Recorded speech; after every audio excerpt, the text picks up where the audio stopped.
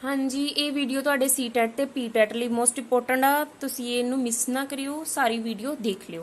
जे तुहानू साडी ये वीडियो पसंद आवेगी ਨੂੰ लाइक ते शेयर जरूर करियो, चैनल ਨੂੰ सबसक्राइब कर दियो ਤਾਂ ਜੋ ਤੁਹਾਨੂੰ हर वीडियो मिल सके। ਅੱਜ ਅਸੀਂ ਪੰਜਾਬੀ ਪੈਡਾਗੋਜੀ ਕਰਾਂਗੇ। ਆਪਾਂ ਉਹੀ ਟਰਮਸ ਕਰਾਂਗੇ ਜਿਹੜੀਆਂ ਕਿ ਪਿਛਲੇ ਪੇਪਰ ਵਿੱਚ ਆਈਆਂ ਹੋਈਆਂ ਨੇ। ਠੀਕ ਹੈ, ਇੰਪੋਰਟੈਂਟ ਪੁਆਇੰਟ ਨੂੰ ਡਿਸਕਸ ਕਰਾਂਗੇ। ਜਿਵੇਂ ਦੇਖੋ, ਗ੍ਰਾਮੋਫੋਨ ਕੀ ਹੁੰਦਾ ਵਾ, ਐਪੀਡਾਇਸਪੋਕ ਕੀ ਹੁੰਦਾ ਵਾ, ਫਿਲਮ ਪ੍ਰੋਜੈਕਟਰ ਕੀ ਹੁੰਦਾ, ਵਿਆਖਿਆ ਵਿਧੀ ਕੀ ਆ, ਭਾਸ਼ਾ ਕੌਸ਼ਲ ਕਿਹੜੇ ਨੇ, ਅਗਿਆਤ ਤੋਂ ਅਗਿਆਤ ਵਿਧੀ ਕਿਹੜੀ ਆ, ਇਹ ਆਪਾਂ ਸਾਰੀਆਂ ਹੀ ਡਿਸਕਸ ਕਰਨੀਆਂ ਆਪਾਂ। ਠੀਕ ਹੈ, ਇਹ ਸਿਰਫ ਮੈਂ ਉਹੀ ਲੈ ਕੇ ਆਈ ਆ ਜਿਹੜੀਆਂ ਪੇਪਰ ਵਿੱਚ ਪੁੱਛੀਆਂ ਜਾਂਦੀਆਂ ਆ।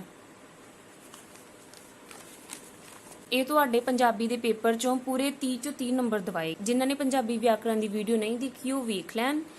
ਅੱਜ ਅਸੀਂ ਪੰਜਾਬੀ ਪੈਡਾਗੋਜੀ ਕਰਾਂਗੇ। 4-5 ਵੀਡੀਓ ਚ ਪੰਜਾਬੀ ਪੈਡਾਗੋਜੀ ਕੰਪਲੀਟ ਹੋ ਜਾਵੇਗੀ। ਠੀਕ ਹੈ, ਅੱਜ ਅਸੀਂ ਕਰਾਂਗੇ ਨਿਗਮਨ ਵਿਧੀ ਜਾਂ ਪ੍ਰਣਾਲੀ। ਨਿਗਮਨ ਤੇ ਆਗਮਨ ਵਿਧੀ ਕੀ ਆ, ਡਿਡਕਟਿਵ ਤੇ ਇੰਡਕਟਿਵ। ਇਹ ਬਾਰ-ਬਾਰ ਕੁਐਸਚਨ ਪੇਪਰ ਚ ਆਉਂਦਾ ਹੈ, ਹਰ ਪੇਪਰ ਚ ਆਉਂਦਾ ਹੈ। ਆ 2021 ਦਾ ਕੁਐਸਚਨ ਪੇਪਰ ਆ ਪੀਟੈਟ ਦਾ। ਦੇਖੋ, ਗਿਆਤ ਤੋਂ ਅਗਿਆਤ ਦੇ ਨਿਯਮ ਉੱਪਰ ਆਧਾਰਿਤ ਵਿਆਕਰਣ ਪੜਾਉਣ ਦੀ ਵਿਧੀ ਕਿਹੜੀ ਹੈ। ਠੀਕ ਹੈ, ਇਹ ਆ ਆਗਮਨ ਵਿਧੀ। ਹੁਣ ਤੁਹਾਨੂੰ ਕਿਵੇਂ ਪਤਾ ਲੱਗੇਗਾ ਕਿ ਇਹ ਆਗਮਨ ਵਿਧੀ ਕਿਵੇਂ ਆ, ਇਹਦਾ ਆਨਸਰ ਆਗਮਨ ਵਿਧੀ ਕਿਵੇਂ ਆ। ਠੀਕ ਹੈ, ਇਹ ਮੈਂ ਤੁਹਾਨੂੰ ਦੱਸਾਂਗੀ ਇਹਦੇ ਵਿੱਚ।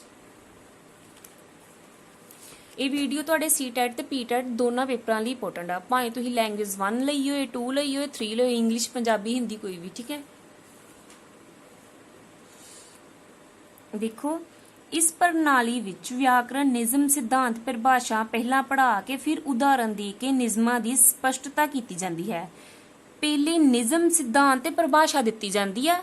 ਠੀਕ ਹੈ, ਫਿਰ ਉਦਾਹਰਨ ਦੇ ਕੇ ਨਿਯਮ ਦੀ ਸਪਸ਼ਟਤਾ ਕੀਤੀ ਜਾਂਦੀ ਆ। ਪਹਿਲੇ ਆਪਾਂ ਸਿਧਾਂਤ ਦੇਣਾ ਵਾ। ਮੰਨ ਲਓ ਆਪਾਂ ਕਿਸੇ ਬੱਚੇ ਨੂੰ ਨਾਂਵ ਪੜਾਉਣਾ ਵਾ, ਨਾਂਵ ਕੀ ਹੁੰਦਾ ਵਾ, ਆਪਾਂ ਉਹਦੀ ਪਹਿਲੇ ਪਰਿਭਾਸ਼ਾ ਦੇਵਾਂਗੇ, ਨਿਯਮ ਦੱਸਾਂਗੇ, ਰੂਲ ਦੱਸਾਂਗੇ ਉਹਦਾ ਕਿ ਨਾਂਵ ਕੀ ਆ। ਦੇਖੋ, ਜਿਹੜੇ ਸ਼ਬਦ ਕਿਸੇ ਵਿਅਕਤੀ, ਵਸਤੂ, ਸਥਾਨ, ਗੁਣ ਆਦਿ ਦਾ ਬੋਧ ਕਰਾਉਣ ਉਸ ਨੂੰ ਨਾਂਵ ਕਿਹਾ ਜਾਂਦਾ ਹੈ। ਇਹਦੇ ਚ ਪਹਿਲੇ ਆਪਾਂ ਉਹਦੀ ਪਰਿਭਾਸ਼ਾ ਦਿੱਤੀ ਆ, ਰੂਲ ਦੱਸਿਆ ਵਾ, ਬਾਅਦ ਵਿੱਚ ਆਪਾਂ ਉਹਦੀਆਂ ਐਗਜ਼ਾਮਪਲਾਂ ਦੇਣੀਆਂ ਵਾ। ਉਦਾਹਰਨਾਂ ਕੀ ਦਵਾਂਗੇ ਆਪਾਂ, ਗੀਤਾ, ਜਲੰਧਰ, ਖੁਸ਼ੀ। ਪਹਿਲੇ ਆਪਾਂ ਇਹਦੇ ਵਿੱਚ ਰੂਲ ਦੱਸਣਾ ਵਾ, ਫਿਰ ਉਹਦੀਆਂ ਐਗਜ਼ਾਮਪਲ ਦੇਣੀਆਂ ਵਾ। ਇਹ ਕੀ ਆ, ਨਿਗਮਨ ਵਿਧੀ। ਠੀਕ ਹੈ, ਡਿਡਕਟਿਵ ਮੈਥਡ ਆ। ਇਹ ਜਿਹੜੀ ਵਿਧੀ ਆ ਉੱਚੀਆਂ ਜਮਾਤਾਂ ਲਈ ਵਧੇਰੇ ਉਪਯੋਗੀ ਆ, ਵੱਡੀਆਂ ਕਲਾਸਾਂ ਦੇ ਲਈ ਵਰਤੀ ਜਾਂਦੀ ਇਹ ਵਿਧੀ। ਠੀਕ ਹੈ, ਵੱਡੀਆਂ ਕਲਾਸਾਂ ਵਿੱਚ ਵਰਤੀ ਜਾਂਦੀ ਆ। ਰੂਲ ਟੂ ਐਗਜ਼ਾਮਪਲ ਜਾਂਦੇ। ਰੂਲ ਕੀ ਆ, ਪਹਿਲੇ ਆਪਾਂ ਦੱਸਣਾ ਨਾਂਵ ਕੀ ਹੁੰਦਾ ਹੈ। ਠੀਕ ਹੈ, ਉਹਦੀ ਪਰਿਭਾਸ਼ਾ ਦੇਣੀ, ਫਿਰ ਉਹਦੀ ਐਗਜ਼ਾਮਪਲ ਦੇਣੀ ਆ।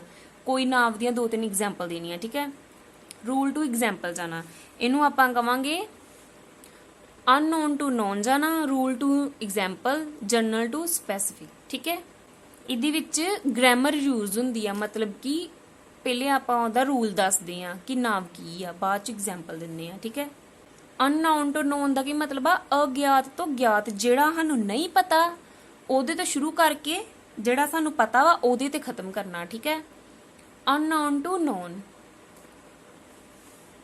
ਬਸ ਤੁਸੀਂ ਇਹਦੇ ਵਿੱਚ ਇੰਨਾ ਹੀ ਯਾਦ ਰੱਖਣਾ ਵਾ। ਇਹਦੇ ਵਿੱਚ ਰੂਲ ਟੂ ਐਗਜ਼ਾਮਪਲ ਜਾਂਦੇ ਨੇ। ਪਹਿਲੇ ਰੂਲ ਦਿੱਤਾ ਜਾਂਦਾ ਵਾ, ਨਿਯਮ ਦੱਸਿਆ ਜਾਂਦਾ ਵਾ, ਫਿਰ ਆਪਾਂ ਉਹਦੀ ਐਗਜ਼ਾਮਪਲ ਦਿੰਦੇ ਆ। ਤੇ ਦੂਸਰੀ ਗੱਲ ਇਹ ਯਾਦ ਰੱਖਣੀ ਹੈ ਕਿ ਇਹ ਵੱਡੀਆਂ ਕਲਾਸਾਂ ਲਈ ਵਰਤੀ ਜਾਂਦੀ ਹੈ ਵਿਧੀ। ਠੀਕ ਹੈ, ਇਹਨੂੰ ਕੀ ਕਿਹਾ ਜਾਂਦਾ ਵਾ, ਨਾਉਨ ਟੂ ਅਨਨੋਨ ਜਾਣਾ, rule to example, general to specific. ਠੀਕ ਹੈ, ਇਹ ਯਾਦ ਰੱਖਣਾ ਹੈ। ਅੱਗੇ ਦੇਖੋ, ਆਗਮਨ ਵਿਧੀ ਕੀ ਆ, ਇੰਡਕਟਿਵ ਮੈਥਡ ਕੀ ਆ। ਵਿਦਿਆਰਥੀਆਂ ਨੂੰ ਉਦਾਹਰਨਾਂ ਦਿੱਤੀਆਂ ਜਾਂਦੀਆਂ ਹਨ, ਫਿਰ ਨਿਯਮ ਜਾਂ ਪਰਿਭਾਸ਼ਾ ਤਿਆਰ ਕੀਤੀ ਜਾਂਦੀ ਆ। ਪਹਿਲੇ ਉਹਨਾਂ ਨੂੰ ਉਦਾਹਰਨਾਂ ਦੇਣੀਆਂ ਵਾ, ਫਿਰ ਆਪਾਂ ਨਿਯਮ ਜਾਂ ਪਰਿਭਾਸ਼ਾ ਦੱਸਣੀ ਹੈ। ਠੀਕ ਹੈ, ਜਿਵੇਂ ਆਪਾਂ ਨਿਗਮਨ ਵਿਧੀ ਕੀਤੀ ਸੀ, ਬਿਲਕੁਲ ਇਹਦੇ ਉਲਟ ਵਾ ਆਗਮਨ ਵਿਧੀ। ਨਿਗਮਨ ਵਿਧੀ ਵਿੱਚ ਆਪਾਂ ਪਹਿਲੇ ਰੂਲ ਦੱਸਦੇ ਆ, ਫਿਰ ਐਗਜ਼ਾਮਪਲ ਦਿੰਨੇ ਆ। ਇਹਦੇ ਵਿੱਚ ਪਹਿਲੇ ਐਗਜ਼ਾਮਪਲ ਦੇਣੀ ਆ, ਫਿਰ ਰੂਲ ਦੱਸਣਾ ਹੈ। ਠੀਕ ਹੈ, ਇਹ ਐਗਜ਼ਾਮਪਲ ਟੂ ਰੂਲ ਆ, ਤੇ ਜਿਹੜੀ ਨਿਗਮਨ ਵਿਧੀ ਆ ਰੂਲ ਟੂ ਐਗਜ਼ਾਮਪਲ ਆ। ਦੇਖੋ, ਇਹਦੇ ਵਿੱਚ ਪਹਿਲੇ ਉਦਾਹਰਨਾਂ ਦਿੱਤੀਆਂ ਜਾਂਦੀਆਂ, ਫਿਰ ਨਿਯਮ ਦੱਸਿਆ ਜਾਂਦਾ ਵਾ। ਪਹਿਲੇ ਉਦਾਹਰਨਾਂ ਦੇਣੀਆਂ ਬੱਚੇ ਨੂੰ, ਮੰਨ ਲਓ ਐਗਜ਼ਾਮਪਲ ਦੇਣੀਆਂ। ਆਪਾਂ ਬੱਚੇ ਨੂੰ ਪੁੱਛਣਾ ਵਾ, ਇਹ ਗੀਤਾ, ਜਲੰਧਰ, ਖੁਸ਼ੀ, ਅੰਮ੍ਰਿਤਸਰ, ਇਹ ਐਗਜ਼ਾਮਪਲ ਦੇਤੀਆਂ। ਠੀਕ ਹੈ, ਜਾਂ ਬੱਚੇ ਕੋ ਆਪਾਂ ਪੁੱਛ ਲੈਣਾ ਵਾ ਕਿ ਬੱਚਿਓ ਕਿਸੇ ਫੇਮਸ ਸ਼ਹਿਰ ਦਾ ਨਾਮ ਦੱਸੋ, ਕਿਸੇ ਵਿਅਕਤੀ ਦਾ ਨਾਮ ਦੱਸੋ, ਕਿਸੇ ਸਥਾਨ ਦਾ ਨਾਮ ਦੱਸੋ। ਫਿਰ ਆਪਾਂ ਉਹੀ ਐਗਜ਼ਾਮਪਲ ਚੁੱਕ ਕੇ ਉਹਨਾਂ ਨੂੰ ਕਹਿਣਾ ਵਾ ਵਿਆਕਰਣ ਦੀ ਦ੍ਰਿਸ਼ਟੀ ਤੋਂ ਆਹ ਚੀਜ਼ਾਂ ਕੀ ਹਨ, ਜਿਹੜੀਆਂ ਇਹਨਾਂ ਨੇ ਉਦਾਹਰਨਾਂ ਦਿੱਤੀਆਂ ਵਾ। ਫਿਰ ਉਹਨਾਂ ਨੇ ਦੱਸਣਾ ਕਿ ਇਹ ਚੀਜ਼ਾਂ ਨਾਂਵ ਹਨ। ਠੀਕ ਹੈ, ਆਪਾਂ ਐਗਜ਼ਾਮਪਲ ਟੂ ਰੂਲ ਜਾਣਾ ਵਾ, ਐਗਜ਼ਾਮਪਲਾਂ ਦੇ ਕੇ ਫਿਰ ਰੂਲ ਵੱਲ ਜਾਣਾ ਹੈ। ਠੀਕ ਹੈ, ਆ ਦੇਖੋ ਉਦਾਹਰਨਾਂ ਦਾ ਅਧਿਐਨ ਕਰਕੇ ਨਿਯਮ ਬਣਾਉਣ ਦੀ ਪ੍ਰਕਿਰਿਆ ਆਗਮਨ ਵਿਧੀ ਹੈ। ਠੀਕ ਹੈ। ਵਿਸ਼ਲੇਸ਼ਣ ਤੋਂ ਸੰਸ਼ਲੇਸ਼ਣ ਵੱਲ ਜਾਣਾ। ਹੁਣ ਤੁਸੀਂ ਆਖੋਗੇ ਵਿਸ਼ਲੇਸ਼ਣ ਕੀ ਆ, ਸੰਸ਼ਲੇਸ਼ਣ ਕੀ ਆ, ਇਹਦੇ ਤੇ ਵੀ ਆਪਾਂ ਵੀਡੀਓ ਬਣਾਉਣੀ ਆ, ਇਹਦੇ ਵਿੱਚ ਹੀ ਆਪਾਂ ਇਹ ਟਰਮ ਨੂੰ ਡਿਸਕਸ ਕਰਨਾ ਹੈ। ਠੀਕ ਹੈ। ਵਿਸ਼ਲੇਸ਼ਣ ਕੋਈ ਜਿਵੇਂ ਆਪਾਂ ਪਾਠ ਪੜ੍ਹਦੇ ਆ ਉਹਨੂੰ ਟੋਟਿਆਂ 'ਚ ਵੰਡ ਕੇ ਉਹਦਾ ਵਿਸ਼ਲੇਸ਼ਣ ਕਰਨਾ, ਉਹਨੂੰ ਪੜ੍ਹਨਾ। ਠੀਕ ਹੈ।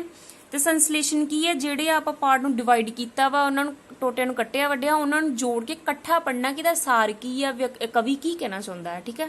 ਵਿਸ਼ਲੇਸ਼ਣ ਤੋਂ ਸੰਸ਼ਲੇਸ਼ਣ ਵੱਲ ਜਾਣਾ। ਇਹਦੇ ਚ ਕੀ ਆ, ਨੋਨ ਟੂ ਅਨਨੋਨ ਵੱਲ ਜਾਣਾ, ਮੀਨਸ ਕਿ ਜੋ ਸਾਨੂੰ ਪਤਾ ਵਾ ਤੇ ਜੋ ਨਹੀਂ ਪਤਾ ਉਹਦੇ ਵੱਲ ਜਾਣਾ ਵਾ। ਗਿਆਤ ਤੋਂ ਅਗਿਆਤ ਵੱਲ ਜਾਣਾ। ਠੀਕ ਹੈ। ਐਗਜ਼ਾਮਪਲ ਟੂ ਰੂਲ ਜਾਣਾ, ਪਹਿਲੇ ਐਗਜ਼ਾਮਪਲ ਦੇਣੀ ਫਿਰ ਰੂਲ ਜਾਣਾ। Specific to general. ਠੀਕ ਹੈ। ਆ ਦੇਖੋ ਇਹਦੇ ਚ ਮੈਂ ਦਿੱਤੀ ਹੋਈ ਆ ਨਾਂਵ ਦੀ ਪਰਿਭਾਸ਼ਾ। ਜਿਹੜੇ ਸ਼ਬਦ ਕਿਸੇ ਵਿਅਕਤੀ, ਵਸਤੂ, ਸਥਾਨ, ਗੁਣ ਆਦਿ ਦਾ ਬੋਧ ਕਰਾਉਣ ਉਸ ਨੂੰ ਨਾਂਵ ਕਿਹਾ ਜਾਂਦਾ ਹੈ। ਪਹਿਲੇ ਐਗਜ਼ਾਮਪਲ ਦੇਣੀ ਆ ਫਿਰ ਰੂਲ। ਇਹ ਤੁਹਾਡਾ ਪੀਟੈਟ ਚ ਵੀ ਆਇਆ ਕੁਐਸਚਨ, ਗਿਆਤ ਤੋਂ ਅਗਿਆਤ ਦੇ ਨਿਯਮ ਉੱਪਰ ਆਧਾਰਿਤ ਵਿਆਕਰਣ ਪੜਾਉਣ ਦੀ ਵਿਧੀ ਕਿਹੜੀ ਹੈ। ਇਹ ਆ ਆਗਮਨ ਵਿਧੀ, ਇੰਡਕਟਿਵ ਮੈਥਡ। ਇਹ ਐਲੀਮੈਂਟਰੀ ਲੈਵਲ ਲਈ ਯੂਜ਼ਫੁਲ ਆ। ਇਹਦੇ ਵਿੱਚ ਤੁਸੀਂ ਇੰਨਾ ਹੀ ਯਾਦ ਰੱਖਣਾ, ਆਗਮਨ ਵਿਧੀ ਕੀ ਆ, ਐਗਜ਼ਾਮਪਲ ਟੂ ਰੂਲ ਜਾਣਾ। ਇਹ ਐਲੀਮੈਂਟਰੀ ਕਲਾਸ ਲਈ ਉਪਯੋਗੀ ਵਿਧੀ ਆ। ਨੋਨ ਟੂ ਅਨਨੋਨ ਜਾਣਾ, example to rule, specific to general. ਠੀਕ ਹੈ। ਦੇਖੋ ਉਦਾਹਰਨ ਤੋਂ ਨਿਯਮ ਵੱਲ ਜਾਣਾ। ਪੀਟੈਟ ਦਾ ਪੇਪਰ ਵੇਖ ਲਓ। ਆ ਦੇਖੋ, ਗਿਆਤ ਤੋਂ ਅਗਿਆਤ ਦੇ ਨਿਯਮ ਉੱਪਰ ਆਧਾਰਿਤ ਵਿਆਕਰਣ ਪੜਾਉਣ ਦੀ ਵਿਧੀ ਕਿਹੜੀ ਹੈ। ਇਹ ਆ ਆਗਮਨ ਵਿਧੀ। ਜੇ ਤੁਹਾਨੂੰ ਪਤਾ ਹੋਏਗਾ ਗਿਆਤ ਤੋਂ ਅਗਿਆਤ ਪੜਾਉਣ ਦੀ ਵਿਧੀ ਕਿਹੜੀ ਆ, ਆਗਮਨ ਵਿਧੀ ਆ, ਫਿਰ ਹੀ ਤੁਸੀਂ ਇਹਦਾ ਆਨਸਰ ਆਗਮਨ ਵਿਧੀ ਲਾ ਕੇ ਆਓਗੇ। ਠੀਕ ਹੈ। ਇਹਦੇ ਵਿੱਚ ਗਿਆਤ ਜਿਹੜਾ ਸਾਨੂੰ ਪਤਾ ਵਾ ਤੇ ਜਿਹੜਾ ਨਹੀਂ ਪਤਾ ਉਹਦੇ ਵੱਲ ਜਾਣਾ, ਇਹ ਆ ਆਗਮਨ ਵਿਧੀ। ਇਸੇ ਤਰ੍ਹਾਂ ਹੀ ਅਸੀਂ ਇਹ ਸਾਰੇ ਨੋਟਸ ਬਣਾਏ ਹੋਏ ਆ, ਇਹ ਮੈਂ ਤੁਹਾਨੂੰ ਕਰਵਾ ਦੇਵਾਂਗੀ। ਠੀਕ ਹੈ।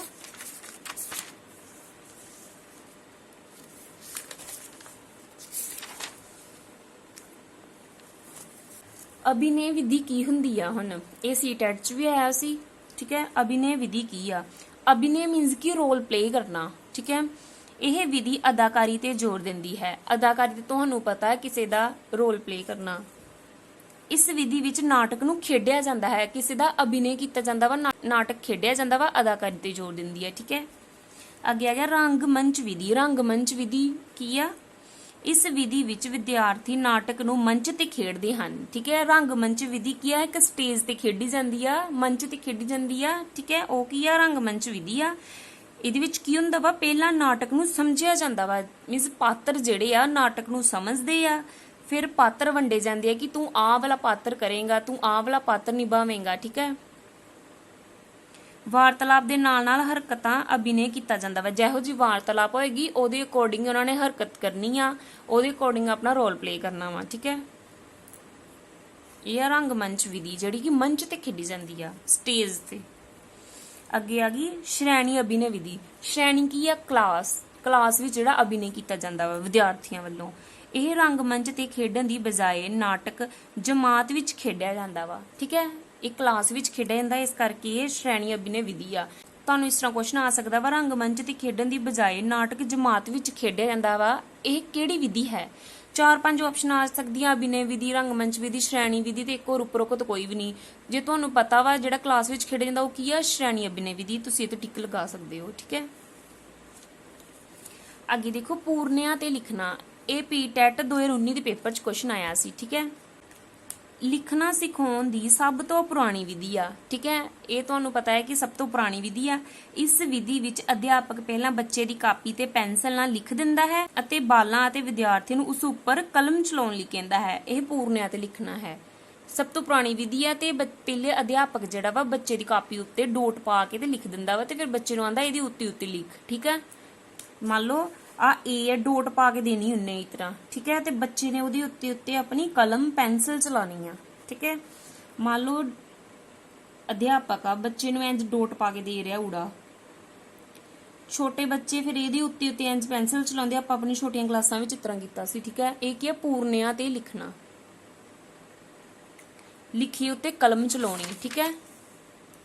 ਇਹ ਕੁਐਸਚਨ ਪੇਪਰ 'ਚ ਆਇਆ ਸੀ, ਇਹ ਤੁਸੀਂ ਨੋਟ ਕਰ ਲਓ, ਸਭ ਤੋਂ ਪੁਰਾਣੀ ਵਿਧੀ ਆ। ਇਹ ਜਿਹੜੀ ਵਿਧੀ ਆ ਛੋਟੀ ਸ਼੍ਰੇਣੀਆਂ ਲਈ ਮਹੱਤਵਪੂਰਨ ਆ, ਠੀਕ ਹੈ, ਛੋਟੀਆਂ ਕਲਾਸਾਂ ਵਿੱਚ ਵਰਤੀ ਜਾਂਦੀ ਹੈ। ਕੁਐਸਚਨ ਇਸ ਤਰ੍ਹਾਂ ਵੀ ਆ ਸਕਦਾ ਹੈ ਕਿ ਪੂਰਨਿਆਂ ਤੇ ਲਿਖਣਾ ਕਿਹੜੀ ਸ਼੍ਰੇਣੀ ਲਈ ਉਪਯੋਗੀ ਆ, ਤੁਸੀਂ ਦੱਸੋ ਕਿ ਛੋਟੀਆਂ ਜਮਾਤਾਂ ਲਈ, ਠੀਕ ਹੈ। ਅੱਗੇ ਦੇਖੋ, ਤਖਸ਼ੀਸ਼ ਅਤੇ ਉਪਚਾਰ ਦਾ ਸਿਧਾਂਤ। ਉਹ ਕੀ ਹੁੰਦਾ ਹੈ? ਤਖਸ਼ੀਸ਼ ਤੇ ਉਪਚਾਰ ਦਾ ਸਿਧਾਂਤ ਹੈ ਕਿ ਅਧਿਆਪਕ ਬੱਚੇ ਦੀਆਂ ਭਾਸ਼ਾ ਸੰਬੰਧੀ ਮੁਸ਼ਕਲਾਂ ਤੇ ਸਮੱਸਿਆਵਾਂ ਬਾਰੇ ਤਖਸ਼ੀਸ਼ ਕਰੇ ਅਤੇ ਫਿਰ ਮੁਸ਼ਕਲਾਂ ਨੂੰ ਦੂਰ ਕਰਨ ਲਈ ਸੁਝਾਅ ਦੇਵੇ। ਤਖਸ਼ੀਸ਼ ਕਰਨੀ ਆ ਬੱਚਿਆਂ ਨੂੰ ਕਿਹੜੀਆਂ ਭਾਸ਼ਾ ਸੰਬੰਧੀ ਮੁਸ਼ਕਲਾਂ ਵਾ, ਬੱਚੇ ਸਹੀ ਤਰ੍ਹਾਂ ਬੋਲ ਲਿਖ ਕਿਉਂ ਨਹੀਂ ਪਾਉਂਦੇ ਹੈਗੇ, ਫਿਰ ਉਹਨਾਂ ਦੀ ਤਖਸ਼ੀਸ਼ ਕਰਦੇ ਨੇ, ਫਿਰ ਉਹ ਉਪਚਾਰ ਕੀਤਾ ਜਾਂਦਾ ਵਾ, ਉਹਨਾਂ ਮੁਸ਼ਕਲਾਂ ਦਾ ਹੱਲ ਦਿੱਤਾ ਜਾਂਦਾ ਵਾ, ਠੀਕ ਹੈ। ਇਹ ਆ ਤਖਸ਼ੀਸ਼ ਤੇ ਉਪਚਾਰ ਦਾ ਸਿਧਾਂਤ, ਠੀਕ ਹੈ। ਇਹਦੇ ਵਿੱਚ ਬੱਚਿਆਂ ਦੀਆਂ ਭਾਸ਼ਾ ਸੰਬੰਧੀ ਤਰੁੱਟੀਆਂ ਦਾ ਨਿਪਟਾਰਾ ਕੀਤਾ ਜਾਂਦਾ ਹੈ। ਜੇ ਤੁਹਾਨੂੰ ਸਾਡੀ ਇਹ ਵੀਡੀਓ ਪਸੰਦ ਆਈ, ਲਾਈਕ ਤੇ ਸ਼ੇਅਰ ਜ਼ਰੂਰ ਕਰਿਓ। ਅਗਲੀ ਵੀਡੀਓ ਅਸੀਂ ਜਲਦ ਲੈ ਕੇ ਆਵਾਂਗੇ।